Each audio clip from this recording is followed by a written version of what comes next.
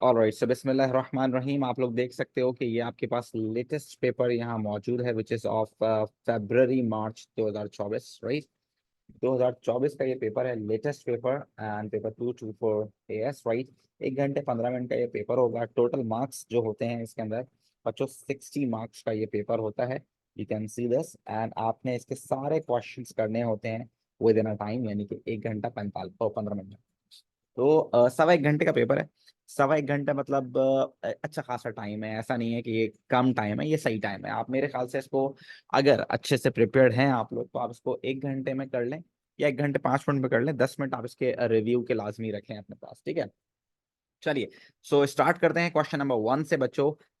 Bismuth is an element in group 15 of the periodic table. Bismuth has the metallic bonding. Draw a label diagram to show the metallic bonding in bismuth. तो मेरे ख्याल से काफी आसान सी बात है कि आप इसमें किस तरह से स्ट्रक्चर बनाएंगे। अच्छा, कोशिश करें। मेटल्स आपके पास जो होते हैं, अगर आप मेटल्स की बात करें तो दे आर एलिमेंट्स, और एलिमेंट्स के अंदर जो एटम्स होते हैं they are of same size. तो आपने इसको सेम साइज का बनाना है, ठीक है, याद रखिएगा। दूसरा ये, because you are drawing metal which is solid, right, तो इसके पार्टिकल्स को आपने करीब करीब बनाना है, ठीक है ना। तो एक रॉ में एटलीस्ट आप 5 एटम तो बनाइए, और इस तरह की आप एटलीस्ट 3 रॉस तो बनाइए, ठीक है ना। तो इस तरह से आपने इसको ड्रॉ कर लेना है, सेम साइज के एटम्स को, ठीक है। और मेरी कोशिश ये है कि ये सेम साइज के हों। अब ये थोड़े बहुत ऊपर नीचे भी आपको नजर आ सकते हैं, और ये इसकी वजह से इनकी लेयर्स भी शायद डिस्टर्ब नजर आए आपको, बट कोशिश कीजिए कि ये एक जैसे दिखें और ये लेयर्स में दिखें, ठीक है भाई। तो ये कुछ इस तरह का मैंने बना लिया। मेरे पास तो पेंसिल नहीं है, मेरे पास तो पेन है यहाँ पर, डिजिटल पेन। तो पेंसिल से मेरे ख्याल से ये ज़्यादा और अच्छा बन सकता था, ठीक है ना। तो ये आपके पास एटम्स हो गए, and they are positively charge ion because their electrons in the last shells are delocalised into the whole structure. So ये हम कुछ इस तरह से बना सकते हैं, और साथ साथ अगर आप चाहें तो डिफरेंट कलर से आप इलेक्ट्रॉन्स दिखा सकते हैं, इस तरह से डीलोकलाइज, ठीक है ना। डीलोकलाइज इलेक्ट्रॉन्स दिखा सकते हैं, और कोशिश करें तो आप इनको मेंशन भी कर दें तो ज्यादा अच्छा है, ठीक है बच्चों। Yes sir. इनको मेंशन कर देंगे तो ज्यादा बेस्ट रहेगा आपके पास, कि यहाँ से ये ब्लैक वाला डॉट है तो इसको मैं मेंशन कर दूं, दिस इज डीलोकलाइज्ड इलेक्ट्रॉन, ठीक है ना। और दूसरा ये कि मैं इसको मेंशन कर दूं, दिस इज पॉजिटिव आयन। सो ये बेस्ट रहेगा। तो इस तरह से आप किसी भी मेटल का स्ट्रक्चर बना सकते हैं, and this is only for 1 mark, and मेरे ख्याल से बहुत ही ये जो नंबर है ये फ्री का है एक तरह से, ठीक है। Let's move on towards the next part. Bismuth reduce water to form bismuth oxide, alright. A colourless gas that ignites with a squeaky pop also form. अच्छा देखो, उसने सब कुछ बता दिया आपको। कह रहा है कि आपके पास बिस्मथ है, ठीक है ना। जब इसका आप पानी के साथ रिएक्शन कराते हो तो ये क्या बनाता है, आपके पास बिस्मथ ऑक्साइड बनाता है, और साथ में एक गैस बनाता है जो कि आपके पास पॉप अप साउंड देती है, यानी कि हाइड्रोजन गैस, ठीक है। अच्छा, तो उसने सब कुछ ही तो बता दिया, तो फिर बचा ही क्या, ठीक है। तो हम ऑक्सीजन को बैलेंस करने के लिए 3 इधर लगा देते हैं, ये हो गई ऑक्सीजन बैलेंस। तो हाइड्रोजन को बैलेंस करने के लिए 3 इधर, और बिस्मथ को बैलेंस करने के लिए 2 इधर। इज इट राइट बच्चों? Yes sir. तो मेरे हिसाब से ये भी काफी आसान सी बात थी। उसके बाद bismuth oxide is a yellow insoluble solid that melts at 1090 kelvin. The molten compound conducts electricity, deduce the structure and bonding bismuth oxide। ओहो, ये भी बहुत आसान है। डेफिनेटली जब मॉल्टन फॉर्म में इलेक्ट्रिसिटी कंडक्ट कर रहा है तो आयोनिक कंपाउंड है, और हाई मेल्टिंग पॉइंट तो भी आयोनिक कंपाउंड है। तो आयोनिक कंपाउंड जो होते हैं उनके अंदर होता है structure giant ionic lattice with strong electrostatic force of attraction between positively charged ions. तो ये बात आपने यहाँ लिखनी है, आपको 2 नंबर मिल जाएंगे। तो आप क्या बोलेंगे, bismuth oxide is a giant ionic lattice, ठीक है ना। ये हो गया structure with strong electrostatic force of attraction, with strong electrostatic force of attraction। अच्छा, force of attraction electrostatic metals में भी होती है, तो यहाँ पर पार्टिकल्स को बताना जरूरी है। Strong electrostatic force of attraction between positively charged ions. तो जब आप ये लिखेंगे तो बात बन जाएगी पॉजिटिवली चार्ज्ड आयंस, यानी कि इसका मतलब ये हो गया कि ये आयोनिक कंपाउंड, ठीक है बच्चों। Is that clear? Yes sir. उसके बाद आपके पास आ गया एक और चीज, bismuth oxide can be used to form NaBiO3 and as shown in the equation is there, reduce the oxidation number of bismuth in bismuth oxide and in sodium bismuth oxide. ठीक है ना भाई, इसके अंदर आपने ऑक्सीडेशन स्टेट निकालनी है, तो ये भी भाई बिल्कुल ही फारिग क्वेश्चन मुझे लग रहा है, तो इसमें तो कुछ भी ऐसा मुझे नजर नहीं आया अभी तक। Oxygen is always -2, so if you talk about 3 oxygen, so it would be -6, and when -6 goes over there, it would be +6. So each bismuth would be +3 over here, right, बच्चों? Yes, sir.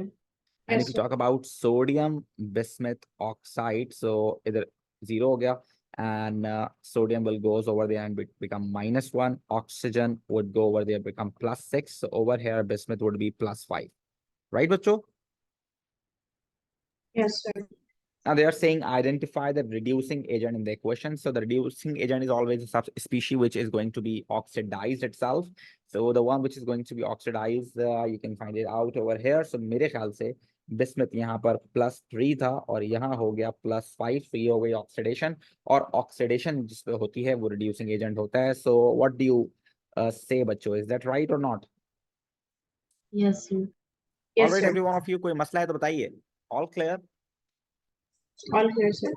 ठीक हो गया, चलिए आगे चलते हैं D part की तरफ। So they are saying sodium bismuth oxide is an oxidising agent with the similar properties to KMnO4। अच्छा जी, उसको उसने पीछे हमसे जो पूछा है उसके बाद उसने एक और एलिमेंट को हमें बता दिया कि सोडियम बिस्मुथ ऑक्साइड जो है वो ऑक्सीडाइजिंग एजेंट है, तो ये एक तरह से हमें सपोर्ट भी मिल गई हमारे आंसर की कि हमने सही आंसर लिखा है। सो figure 1.1 shows an example of use of sodium bismuth oxide as an oxidizing agent। अच्छा, ऑक्सीडाइजिंग एजेंट के तौर पर यूज कर रहे हैं।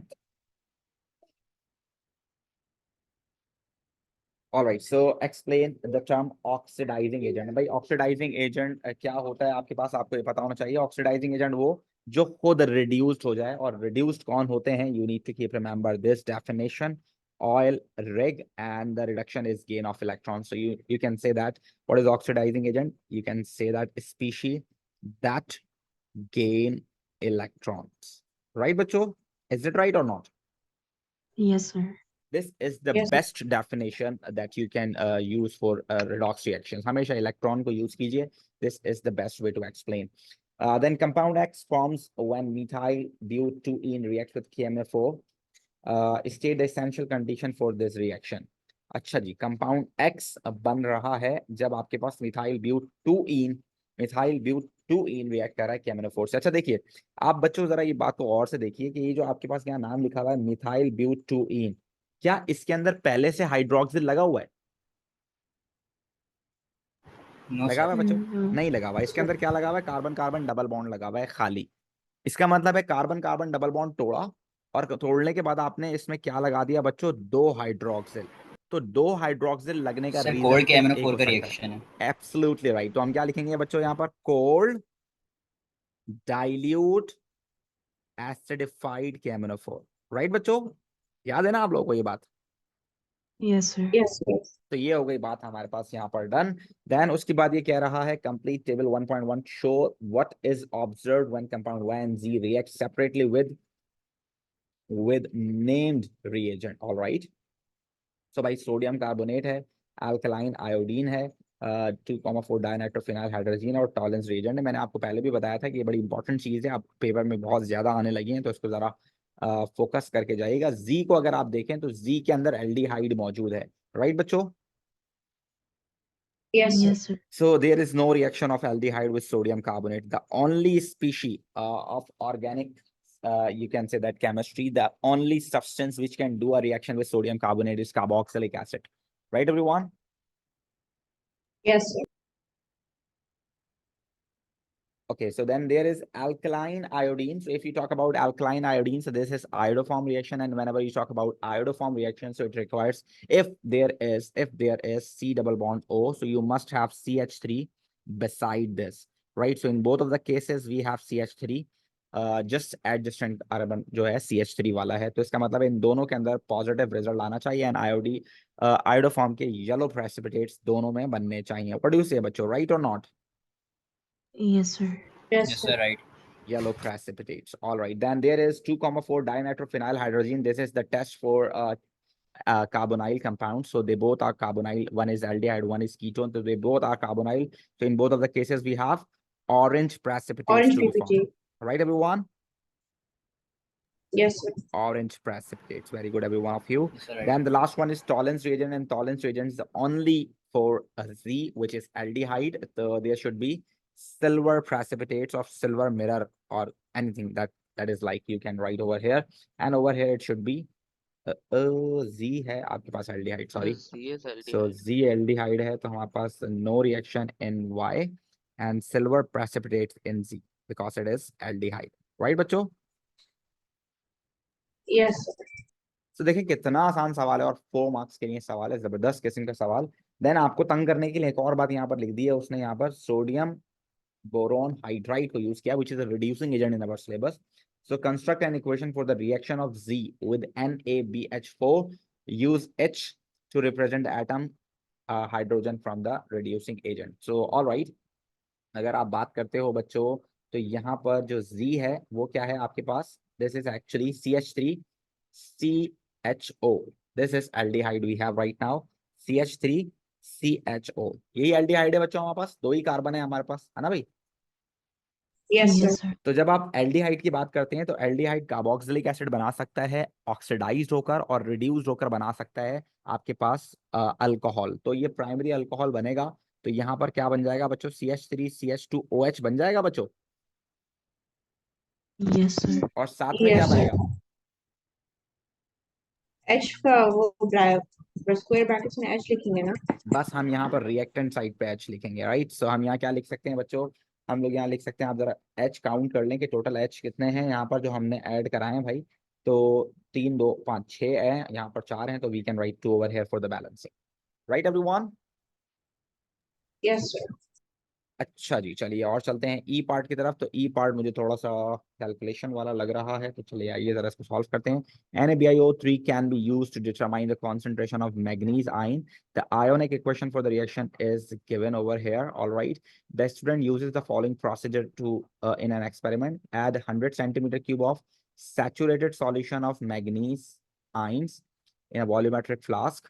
Add distilled water to the flask, make it 1 decimeter cube to the dilute solution. Right, titrate 25 centimeter cube of a sample of the dilute solution with 0.1 mole per decimeter cube sodium bismuth oxide. 25 centimeter cube of sample of dilute solution of manganese reacts completely with this amount of concentration of sodium bismuth oxide. You need to calculate the concentration in mole per decimeter cube of manganese ion. ठीक है, कोई मसला नहीं है, we can find it out. सबसे पहले हमें निकालने हैं मोल्स, जिसकी कॉन्सेंट्रेशन और वॉल्यूम हमें गिवन है, वो है सोडियम बिस्मथ ऑक्साइड की।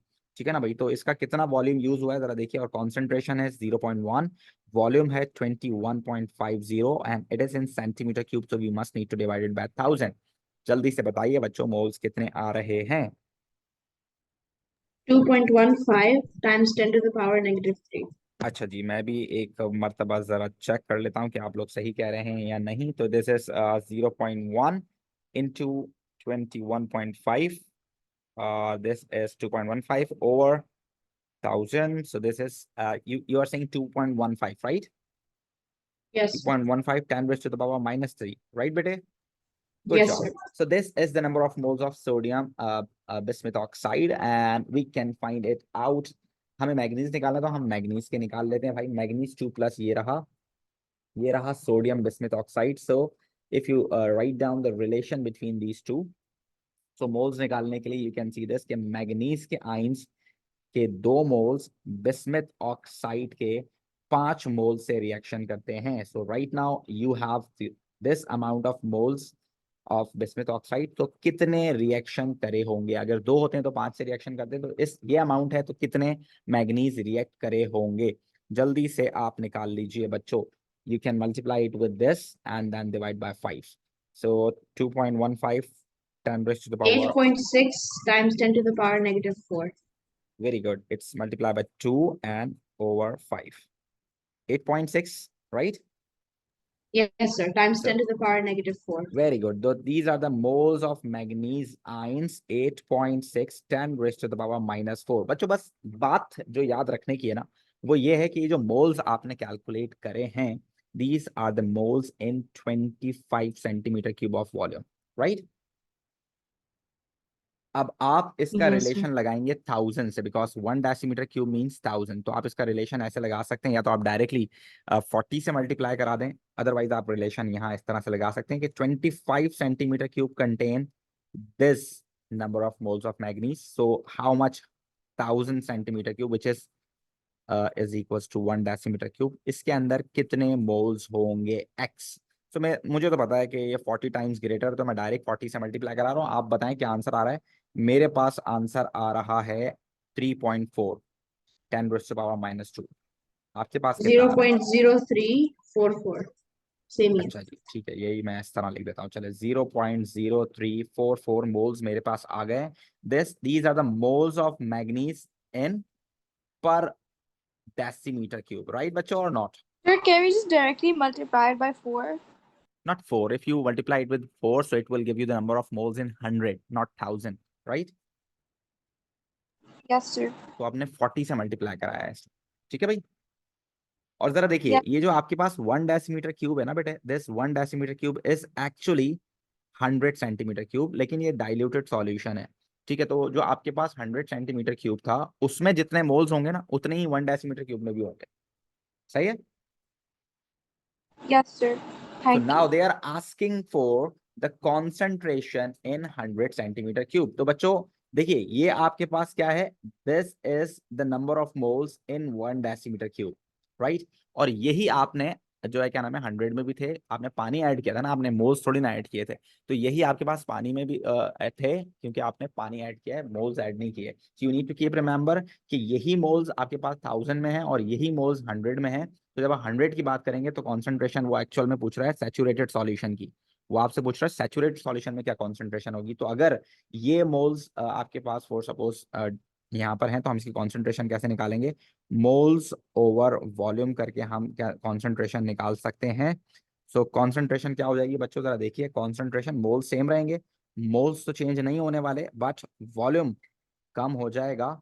तो जरा बताइए बच्चों, कितनी कॉन्सेंट्रेशन आएगी? मेरे ख्याल से it should be 0.3, right? 0.344. This should be 0.344 mole per decimeter cube, right, every one of you?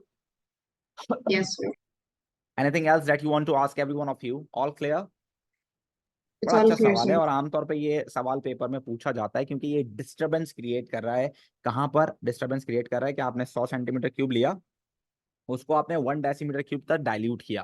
तो देखो, डाइल्यूट करने का मतलब होता है यू आर एडिंग वाटर, आप कोई और चीज ऐड नहीं कर रहे, पानी ऐड करो, तो नंबर ऑफ मोल्स तो सेम ही है, आपने पानी ऐड करने के बाद कॉन्सेंट्रेशन उसकी लो कर दी, ठीक है ना। तो जो मोल्स आपके पास 1 डेसीमीटर क्यूब में थे वही 100 में भी होंगे। हाँ, कॉन्सेंट्रेशन उसकी जो है, क्योंकि वॉल्यूम कम हो गया तो इस वजह से ज्यादा हो जाएगी, right everyone, is that clear? तो हमेशा Yes, रिलेशन sir. आप कैसे लगाएंगे, पहले आप मोल्स निकालेंगे एक के, फिर दूसरे का रिलेशन लगा के दूसरे के मोल्स निकाल लेंगे हम, which would be in 25 centimetre cube, ठीक है ना। देन आपने उसको 1000 सेंटीमीटर क्यूब में निकाला, और 100 के अंदर सेम ही है, ये आपको पता होने चाहिए, ठीक है भाई। So this is how we can solve this question. पहले 25 में निकाला, फिर 1000 में निकाला, और फिर ये कॉन्सेंट्रेशन हमने निकाली 100 के लिए, concentration in 100 centimetre cube. All right, बच्चों, so this is question number 1 of this paper.